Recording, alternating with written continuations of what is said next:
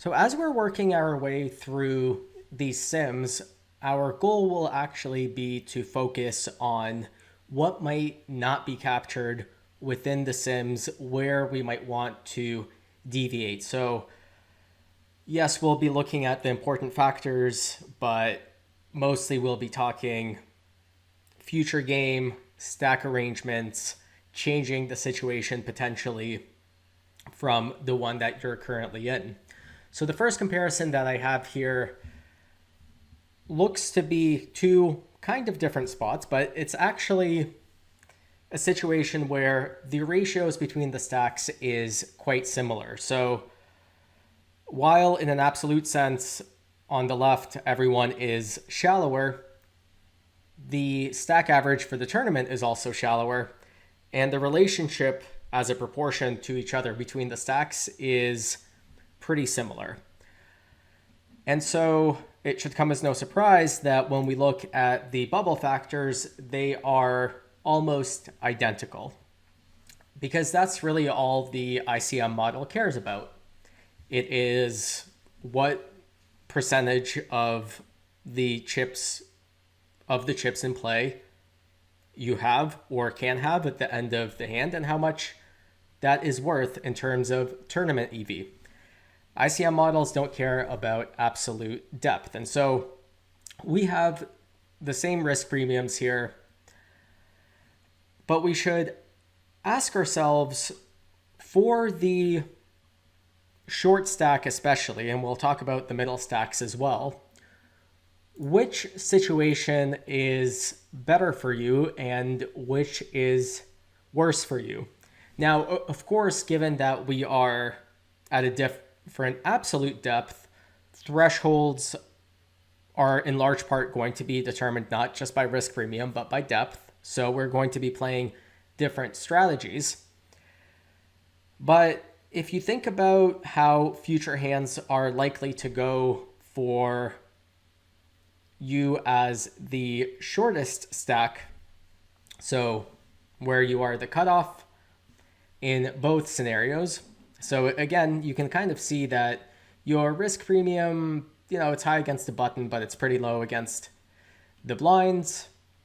And so I'm not just talking this hand, but I'm also kind of talking, well, how wide should you call off in the next hand if the small blind shoves on you, let's say. What I see here is, because of the absolute stack depth, you are significantly more likely to ladder as the shortest stack in the scenario on the left compared to the scenario on the right. And that's just because players are playing different strategies, thresholds are going to be different. Now, because this is already run with FGS and we're looking a few hands in advance, some of that will be captured within the ICM model. Not all of it. One orbit isn't quite enough, but this is going to be more accurate than just raw ICM outputs. But what I would say is that as the shortest stack on the left, in reality, we're probably more likely to ladder and or less likely to get ourselves into a spiral where we're just all folding down to nothing with the other stacks, right? And this is easy to see. So if I have the cutoff folds, button is all in 75% of the time, raises the rest of the time. And if the button shoves, yes, the small blind is relatively snug, but still calls quite often. The big blind here, as second in chips, is going to be very snug, but we're still seeing a confrontation relatively often. If we go down the raise line, we see a confrontation, even more often, obviously, than had the button shoved. So things aren't so bad as the short stack on the left. Now, on the right, it can be easy to get comfortable with 14 big blinds. We can kind of say, well, we have a few orbits before we get really short. Maybe stuff will happen. But the question that you have to ask is, well, if you keep folding, is stuff actually going to happen? And of course, because the blinds are at a deeper absolute depth, we're going to see less confrontations. So if we do fold here, first of all, button shoves a lot less often. The button even folds sometimes. Even when the button folds, there's not that much all in and call, blind versus blind. On the left, the button should never fold, but if button is sometimes folding, we're going to see small blind all in versus the big blind quite often and getting called quite often. And if the button raises here, we're not exactly seeing super tight stack offs. The strategies look different at a different absolute depth, etc. But what we're seeing here as the shortest stack is not nearly as favorable for us as what we're dealing with in the other scenario. It's also a lot harder for us to VPIP effectively on the right, not in this hand, but in future hands, because we are, in this kind of awkward spot with the chip leader behind us. On the left, well, it's really not that hard for us to VPIP because we have 8 big blinds and we just get to go all in pretty wide. So all in all, I would say that for the shortest stack, there is actually an overlooked incentive to get out of this sort of situation on the right, despite it looking kind of comfortable. And if we do double, that has utility in terms of actual play, how poker is going to be played. We're going to have 30 big blinds. Now we can defend against the chip leader open. We get the small blind, if it's folded, the small blind limping a lot and then going post flop. Whereas the utility of doubling to 16 big blinds on the left is a little bit less. We're just clearly not going to get as much play. So those are some things to consider there. Am I saying that you should go wildly looser compared to what the ICM model says in terms of thresholds on the right and wildly tighter on the left? No, but you might want to make a couple of small adjustments. So because I think that this situation is somewhat favorable for me compared to the ICM model as the cutoff, because everyone's short, I'm going to ladder kind of often. What I might do here is not shove some of the bottom of the range jams and maybe raise fold a little bit more often. So not wider, but instead of being all in with ace 3 off, maybe I'll use that as my raise fold and raise instead of shoving a couple of stronger hands like kings or ace king suited as well. And then I would shave off the very bottom shoves. And then on the right, I might do something in the opposite direction. Now, not necessarily at this node, because I don't really want to go too crazy and too wide here, but I'm talking in a general sense.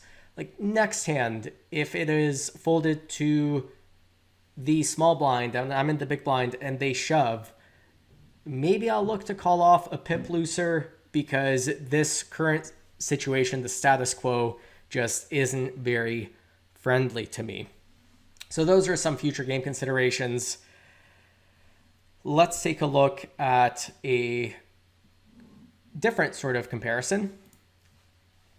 And here I'm going to be comparing a 4-handed scenario to a 9-handed scenario. And what I want to focus on here is big blind play against the small blind.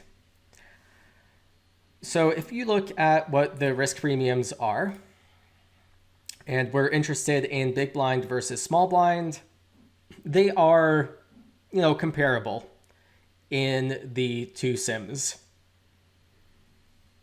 Makes sense. You are, if you call off, you're playing a large pot on the left. There are 3 stacks under 20 big blinds. Not a spot that you want to get it in really wide. On the right, yeah, you still have a really high risk premium. There are 2 stacks shorter than you. You're obviously free rolling them a bunch if you call and lose. But let's think beyond the ICM models and think about the utility of actually potentially doubling in both situations. So we're dealing with, at both nodes, what we're interested in is the situation where the small blind shoves. So I'll actually just go to the node in both scenarios. The ranges are, of course, not quite the same. Small blind exerts more pressure on the right and also is ahead of the big blind a little bit more.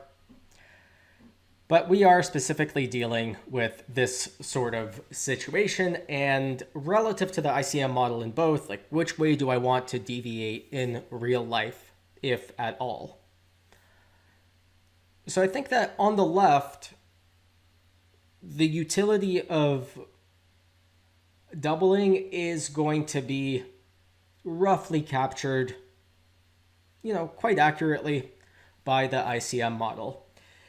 And that's because there isn't anything clear or magical or predictable that really happens if I do double through the small blind. On the left, if I call and double, I don't even double into the chip lead. I'm still at a 9-handed table. How much can I really do with 40 big blinds? The chip leader is on my direct left. That's not great for being able to VPIP. There's a couple of short stacks that can just jam and I can't really do much. There's nothing special about the scenario that would make me say, oh yeah, 40 big blinds is extremely useful here at this final table with this sort of stack arrangement. At the same time, there isn't anything that would make me consider the spot the other way, where I would say 40 big blinds, it's overvalued by the ICM model. I think the ICM model represents approximately what is going on the left. Now let's compare that to the situation on the right. We have a higher risk premium. We're up against, a slightly different range, but not significantly different, but mostly slightly higher risk premium. We are calling off tighter, according to the ICM model. But are there predictions that I can make in terms of how future hands will go in the scenario on the right? Yeah, absolutely, because we now, if we double, are going to double into a clear chip lead. This is great. We're 4-handed. This means it will get folded to us a lot and we get to VPIP a lot.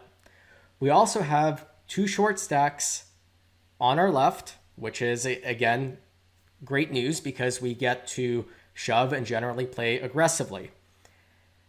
The second stack is on our right, which is also good news because we have position on them and they are going to be handcuffed.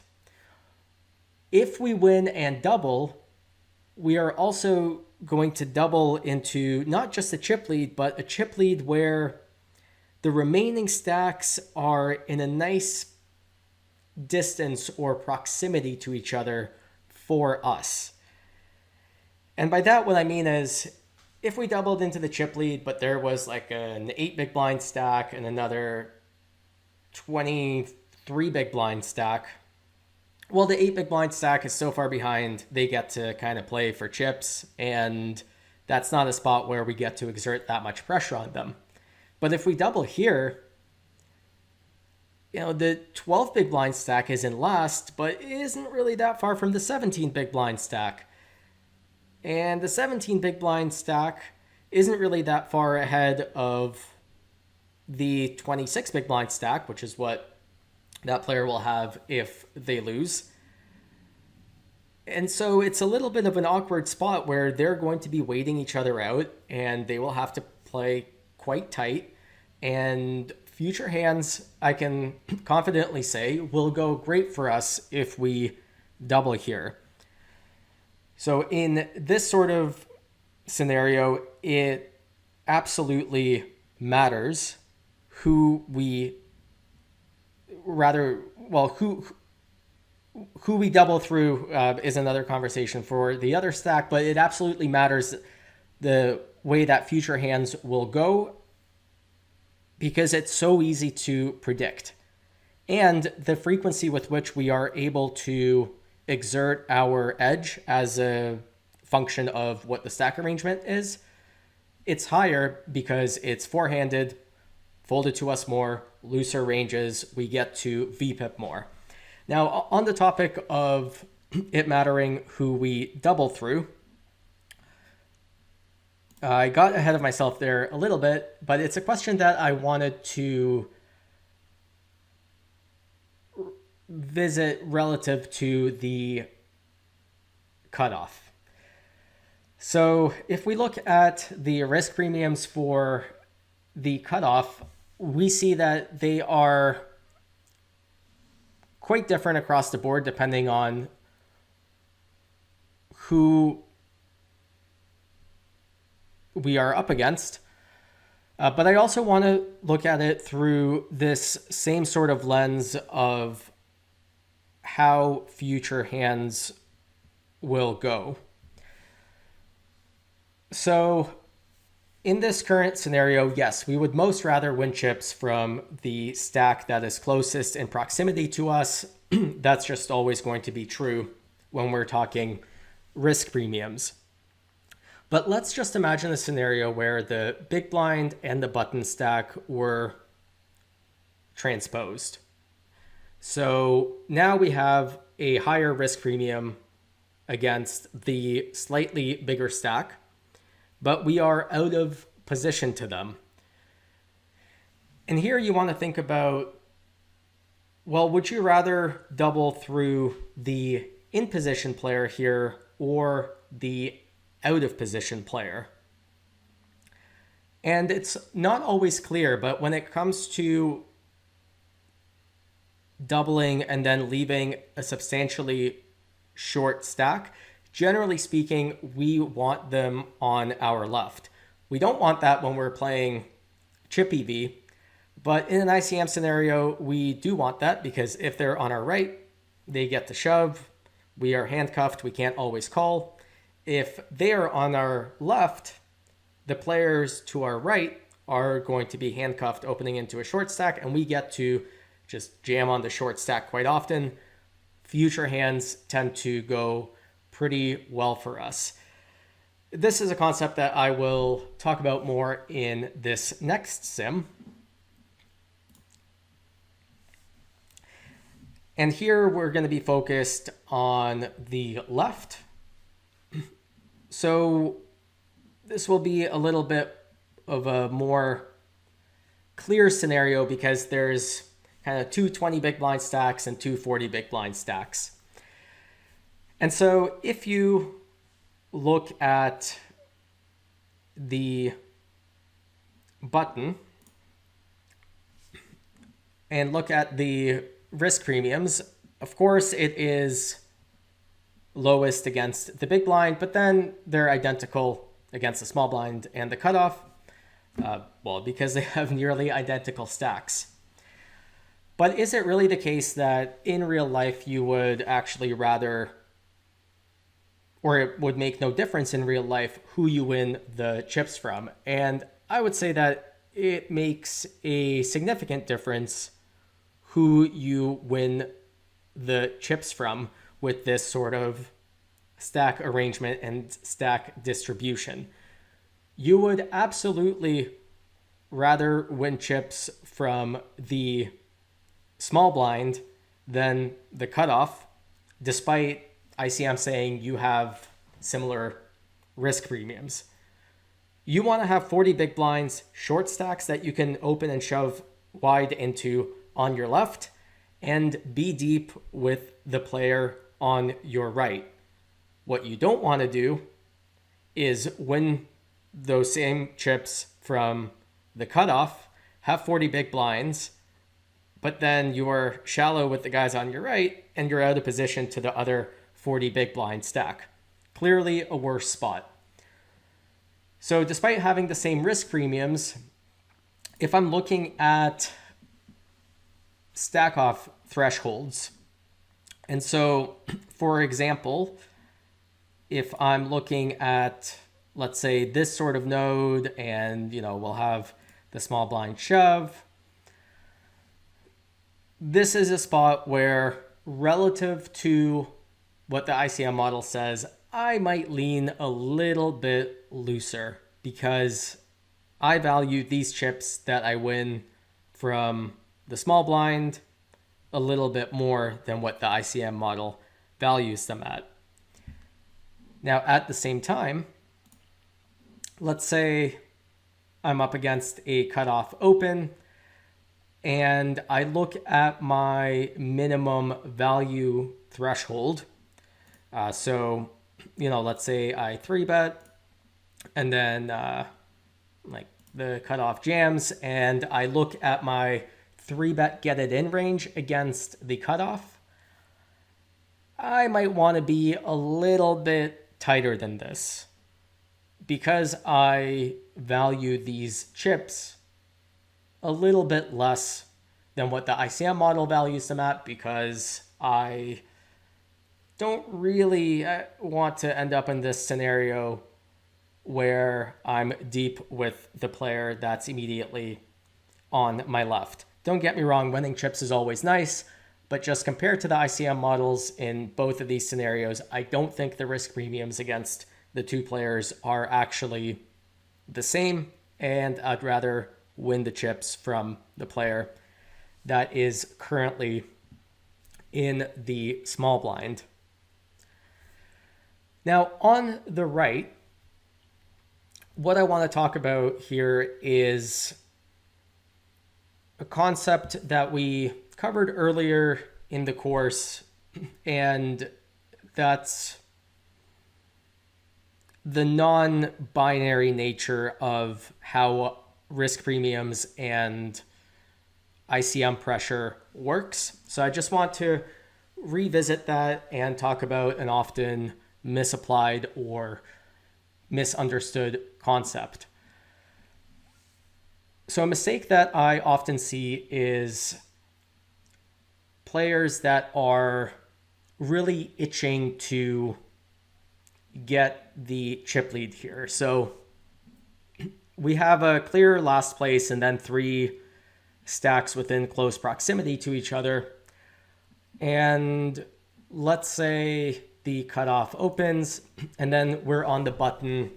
And what I often hear is, well, I kind of want to go for it and go looser, because if I just get this 3-bet through, I'm going to be chip leader and I can do great things, sort of thing.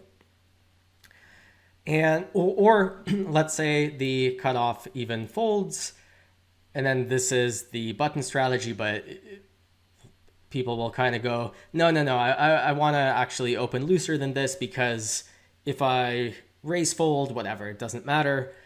But if I raise and I get it through, now I have the cutoff covered and future hands go great for me. Don't misapply that concept, right? Like we've talked about before, the nature of risk premiums and ICM pressure, it's not binary. It doesn't really matter who covers who very much. Yes, button currently is covered by the cutoff and will indeed technically have the highest risk premium out of any pair of players against the cutoff. But the cutoff versus button risk premium is only 1% less. And so don't try to force things to try and get yourself to a situation where You think that because you'll be the chip leader, future hands will actually go great for you. And also compare that to the scenario that you're currently in. Like, is this current scenario that bad for you? I can tell that it's not because of two things. First of all, despite being the chip leader, the cutoff is not opening super wide, folding 70% of the time. So it just gets folded to the button quite often. And then when the cutoff opens, we still get to VPIP a bunch. So this is just direct evidence that the status quo right now for the button is pretty good. We don't need to force things to try and get ahead and get a small chip lead and get out of this sort of stack distribution. Don't trick yourself into pursuing fake things. Think about proximity of the stacks, how the status quo looks for you in terms of future game, and if you're happy with it, and if you can truly force a positive difference, like you can on the left, if you win a pot as the button versus the small blind, or if on the flip side, you winning a pot, despite being good, might be a little bit overvalued by the ICM model. So those are some conceptual things for you to think about. Let's go through a few shorthanded hands.